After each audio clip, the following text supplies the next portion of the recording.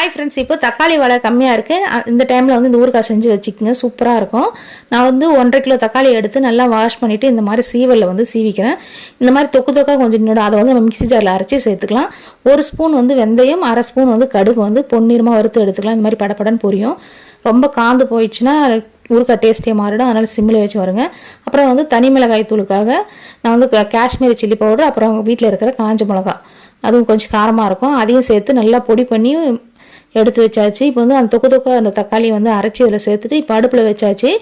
உப்பு வந்து கொஞ்சம் எக்ஸ்ட்ரா போட்டுக்க, அப்புறம் மஞ்சள் பொடி, இது ரெண்டுத்தையும் சேர்த்து நல்லா கொதிக்கிட்டோம். ஒரு பெரிய லெமன் சைஸ் அளவுக்கு புளி வந்து கரைச்சி வச்சுருக்கேன், அதையும் சேர்த்துக்கலாம். நம்ம நல்லா தண்ணியெலாம் வற்றி கொதிச்சு வந்ததுக்கப்புறம் புளி சேர்த்துக்கேன். புளி சேர்த்ததுக்கப்புறமா நம்ம தனி மிளகாய்த்தூள் கடையில் வைக்கும் பார்த்தீங்களா, அதை வந்து 1 ஸ்பூன் அளவுக்கு சேர்த்துக்கிறேன். அதையும் சேர்த்து நல்லா மிக்ஸ் பண்ணிடலாம்.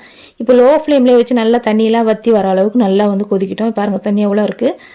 இந்த மாதிரி நல்லா வற்றி வந்ததுக்கப்புறமா நம்ம அரைச்சி வச்சுருக்க பொடியை வந்து பாதி அளவுக்கு இப்போ சேர்த்துக்கிறேன். பாதி வந்து எண்ணெயில் வந்து தாளிக்கும் போது மிக்ஸ் பண்ணி சேர்த்தோம்னா சூப்பராக இருக்கும். இப்போ வந்து நல்லா கொதிச்சிடுச்சு. இப்போ தாளிக்கிறதுக்கு எல்லாமே ரெடி பண்ணி வச்சுருக்கேன் பாருங்கள்.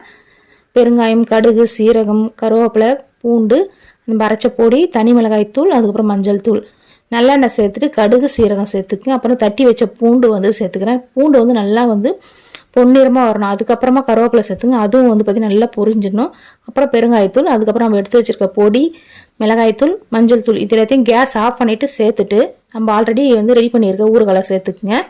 சேர்த்து நல்லா மிக்ஸ் பண்ணி கொடுங்க. சிம்மிலே வச்சு இந்த எண்ணெயெல்லாம் பிரிஞ்சு வர அளவுக்கு நம்ம ஊறுகாய் வந்து நல்லா கொதிச்சு வரணும். அப்போ தான் வந்து பார்த்திங்கன்னா ஊறுகாய் கெட்டு போகாமல் சூப்பராக இருக்கும். கொஞ்சம் லாஸ்ட்டில் நீங்கள் டேஸ்ட்டுக்காக கொஞ்சமாக வந்து நாட்டு சக்கரை சேர்த்துக்கிறேன். இதிலே வச்சு எண்ணெய் எல்லாமே பிரிஞ்சு வந்ததுக்கப்புறம் கேஸ் ஆஃப் பண்ணிவிட்டு நல்லா ஆனதுக்கப்புறம் ஒரு பாட்டிலில் போட்டு நீங்கள் ஃப்ரிட்ஜில் வச்சுட்டு ஒரு 1 மந்த்து கிட்ட நீங்கள் வச்சு யூஸ் பண்ணலாம்.